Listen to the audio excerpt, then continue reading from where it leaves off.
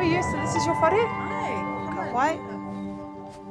Okay, Kirsty, so what would be lovely is if you could show me around the house, the key. Hello, I'm Inez from Indigenuity Limited, and I'm the director and a registered property valuer. Maybe even if we have a look outside so I can get a feel for the property, eh? We're an Indigenous Māori property practice, and we focus on 3 areas. Whatu kāinga is assisting Māori whānau to buy their own homes and to get onto their own whenua. It's a really nice selling point for the property. We focus on property development People who like to entertain. and assisting marae to get valuations done for insurance purposes.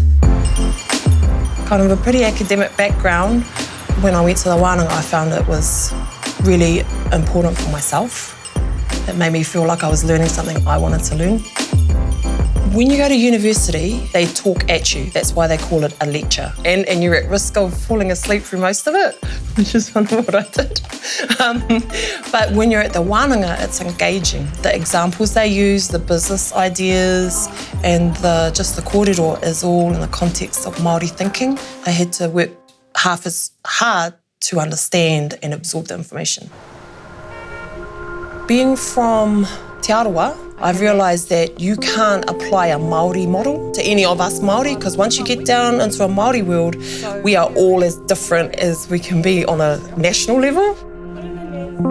So I try and take on employees or people in each rohe to assist me in teaching their people. I understand that I need people to speak to me and give everything to me in a Te Arawa context. So I've learnt that that's important to do for others. So what are we looking at? I was valuing about 3 years ago a house in Koutu. The tenants were from Koutu and the person wanting to buy it was an Auckland investor.